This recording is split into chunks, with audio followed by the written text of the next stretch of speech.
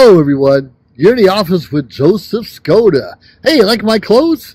This is one of those hospital gowns, you could call it. I know I have a little bit of shadow and shade over my face. I'm outdoors in the courtyard of the Arroyo Grande, California hospital, where I've been here the last couple days. I was brought in an ambulance. I passed out. You ever pass out? Ever feel lightheaded and dizzy? Well, I did. They tell me my eyes rolled back in my head and all these other crazy things. It may or may not have been true. At least I didn't pass out from being drunk, so that's a good thing. But anyways, the bottom line is I've been having these kidney issues, well, not kidney, hernia issues for the last couple months. It would come out of my stomach. I have the intestine come in and out of the stomach wall occasionally, and I push it back in. You can feel the gas when you push it back in, and that relieves the pressure a little bit. So I'm thinking, because I'm having these stomach cramps, which I've been having stomach cramps off and on for several months too, I'm assuming it's because of the hernia. Well, do you know they're telling me it's something different? They're telling me the hernia is not caused by internal bowel blockage. I don't know if that's a proper term or not, but I'm full of crap. There's some crap that just won't come out when it's supposed to come out. It's one of those things you don't think about. Everything's going fine usually, but, every now and then it's hard to poop. We all have those issues sometimes. And I've been taking like Metamucil off and on for the last few months also to make, give me the extra fiber I need. If you look at what Metamucil, the pros and cons of it, you might want to stay away from it because a lot of the cons was the bloating, the lightheadedness, the pain and agony I've been through. May or may not have been caused by that. I can't say for sure, but those are some of the symptoms that I've been dealing with for the last several months. I've been cramping over. Ever cramp over? Just stop. You're walking and you cramp, or you slow down, or even fall down. Well, those kind of things happen to all of us sometimes, and it's so important that we pay attention to what's really going on around us. Sure, we may have gas. Sure, we may have allergic to spicy foods after so many years, or it could be food poisoning. We don't know, or have too much to drink. Whatever it is, no one wants to be in the hospital too long. Now, I've been in the hospital many times. My brother had a pacemaker put in recently. My son was hospitalized for a while. I know a lot of people in the hospital. A friend of mine had a quintuple bypass, whatever you call that, for their heart. So it's okay to visit them, but you don't want to be the one in the hospital and having other people visit you. One of the biggest issues I found, and I should be thankful, I'll be getting a lot of text, a lot of phone calls, Facebook, social media, people reaching out, how you doing? Tell us what's going on. And I'm a social butterfly, you could say. I post things on a regular basis on Facebook and other places. Sometimes videos, sometimes just pictures. But more often than not, I'm a little vague. Especially because of my health, because quite frankly, I don't know. Even now, I'm waiting to have an x-ray on my throat. Now, at 8 o'clock this morning, the doctor's like, well, we're waiting on the results in your echogram, and we're waiting on a new x-ray on your throat because the last one didn't quite look right. We want to do a double check. I said, great, that sounds good to me. Let's get her done before I leave the hospital so we ensure that there are no other problems, right? Makes perfect sense. Well, 5 or 6 hours later now, they're telling me it'll be at least another 2 hours for the x-ray, and we still don't know what the echogram says. So where it's going to be like 5 p.m., maybe 6 p.m., if I'm lucky to get the results done, there's no way they're going to let me go tonight unless they really need the bed. You hear the alarm in the background? I'm in a hospital, I'm telling you. I was rushed here through the ER a couple days ago. Anyways, we don't know what's going to ail us. We don't know when that last ache and pain can be serious. We don't know when that chest pounding out, heart pounding out from our chest is going to be serious or not. We have to take our health seriously. And that's not easy. I'm a big stubborn guy. I don't want to go to a doctor because something hurts. And I rarely take any pain medicine. Just the other night, I had a headache in the hospital. I took a couple of Tylenol. It actually worked. But I don't even have Tylenol in my house. I think I took Bayer about 3 or 4 months ago for something that was bad enough. Now, it's important to take some medicine if it can heal you. But just to get rid of pain, it's important that you and I find out where the pain's coming from. It's important that you and I find out how to relieve the pain. It's important that you and I let our friends and family know that we're in pain so they can look after us, check up on us, and see how we're really doing. Because we don't know. If you're stubborn like me, you might have chest pain or you think it's indigestion, right? Oh, I ate something wrong. It went down the wrong tube, as we like to say. You have a little bit of pain for 20 minutes. It could be a couple hours. And that might happen quite a bit. That could be a common occurrence when you're eating. But you don't necessarily know what's going on inside. For instance, I've had 4 hernia operations. And even though we're saying the bowel obstruction is just because I don't crap very well, quite frankly, they also mentioned some of it could be from the scar tissue from those operations I've had. I'm like, Doc, it's been 15, 20 years since I've had these operations. And they say the scar tissue can still continue to grow and get worse over time and cause obstructions and pain, which is why I'll buckle over sometimes. Now, if we had a surgery in the past, if we had an issue before, if there was a concern something wasn't quite acting or feeling the way it's supposed to, it could come back to haunt us if we don't get that checked out. Now, I have a lot of big plans this week. I'm supposed to be in Vegas. I'm supposed to be in 29 Palms. I'm supposed to be in Palm Springs. Last week, I was like in Oakland, all over the place. I don't like to sit home. But you know how many times I've driven and holding on to my stomach because of the pain? Or I have to pull over to let it subside? Yeah, I'm sure a lot of you can relate to that, where we just kind of shake it off or hold our stomach in or take a breather. And some of us just want to pop a pill or have a drink, so I'll be fine after that. And my brother has a heart condition. His number one cure in his mind is got to drink some hot sauce. Jumpstart that jump start that heart again. Whatever it is. We'll all have something, old wives' remedy that may or may not work. And trust me, the doctors don't have everything. I do not believe in prescription drugs. Mostly, I do not. There are a lot of natural remedies. God provided everything for us to heal ourselves naturally.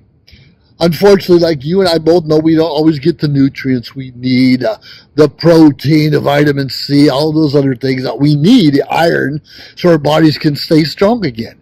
The electrolytes are great if they come from natural sources. So we need to be careful what we're putting in our bodies.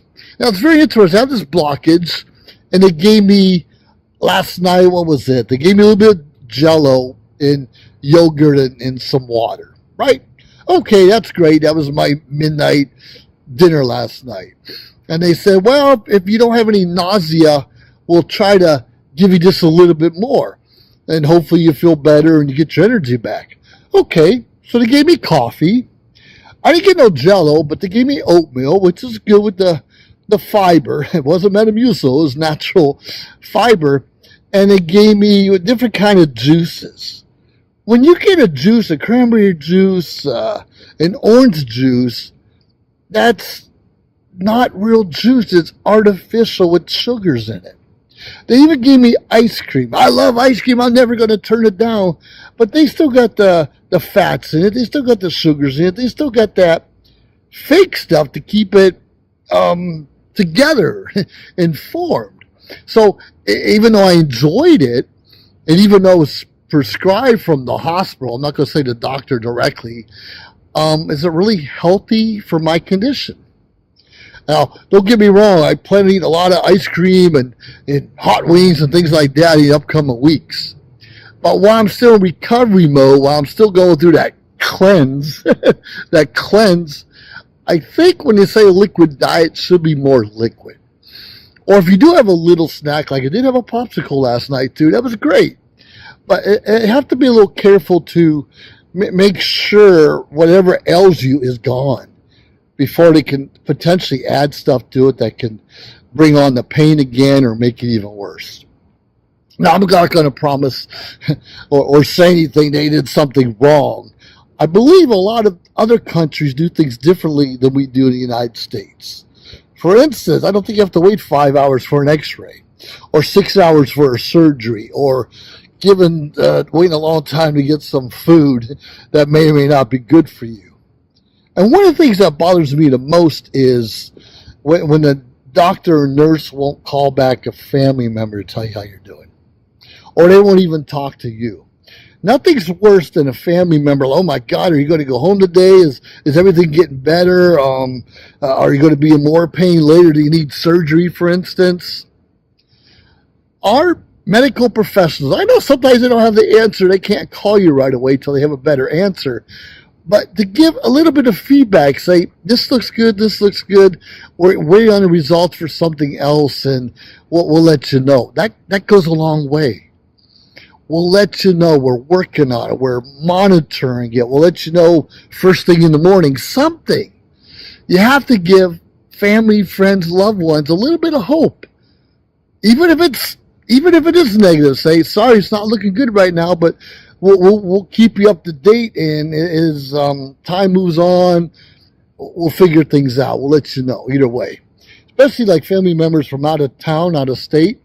They need to know whether they have to find their way into the hospital, or at least into the town that the patient is in, so they can see them for who knows the last time. We don't know.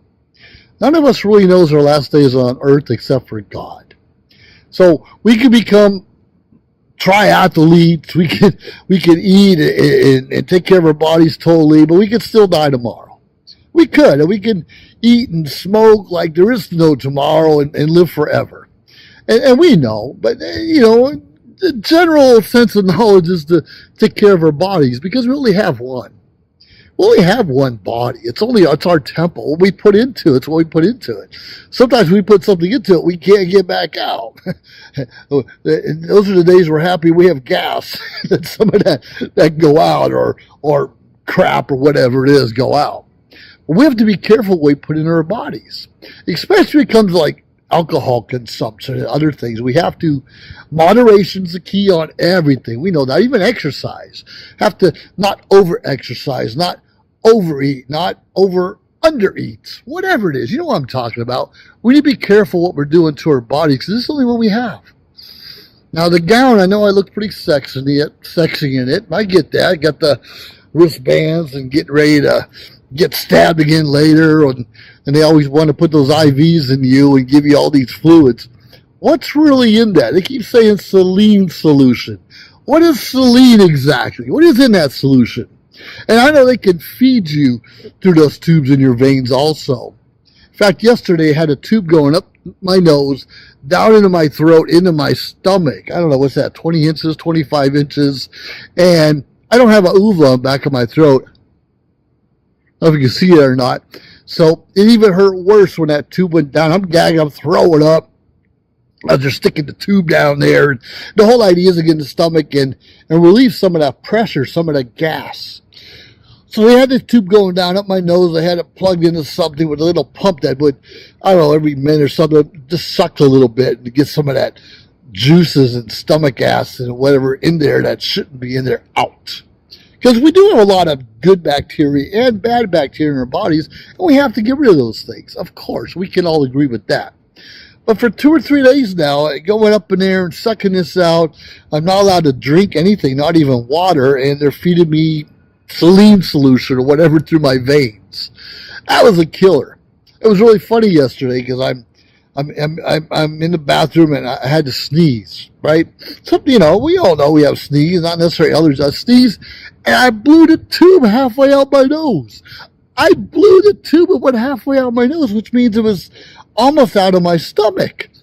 And I was like, do I want to push it back in? It really irritable, it hurts, or I just want to give it my all and pull it out and hope I don't have to put it back in. Well, I pulled it out. I pulled it out and pulled and pulled and pulled till the end. And I was expecting to have that, funny taste. Sometimes when you upchuck, you got that bad taste in your mouth. None of that. It was pretty smooth. Came out a little irritable, of course. I took it out, wiped down the hose, put it down, and the nurse were like really mad at me, like, "What are you doing? You can't. You might have to put that back in, or things aren't going right." Well, that's true. We never know 100% what's going to happen or not happen. So don't necessarily go pulling needles out of your, well, IVs out of your body or hoses out of your nose. Make sure you're doing the right thing and get that second advice.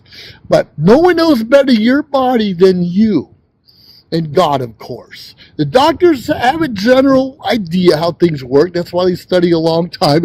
You don't become a doctor overnight. It takes many years, a decade or more in some cases, to be specialized.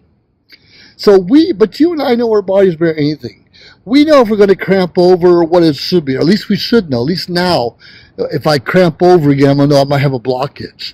And I might think about what's causing that blockage. And I'm going to probably have a liquid diet for a while in a lot of cases, or take some kind of supplement. And we need to know that. And we need to know that our loved ones, or those that are around us, our neighbors, some of the issues that we may have, in case there's an accident or an emergency, and people around don't know what to do. And hopefully people around us know what to do, at least to get us in the right track. Which makes a good point, too. If you happen to be in a hospital, make sure we all need to have a will. We all need to have some kind of a directive where people know what to do if something isn't going right in the hospital. And we need to have a list of emergency phone numbers of people to call. Not just the doctor, but our family members. It could be the vet who's taking care of your dog right now. And have your policy numbers of insurances and bank accounts readily available so people can look that up when they need to.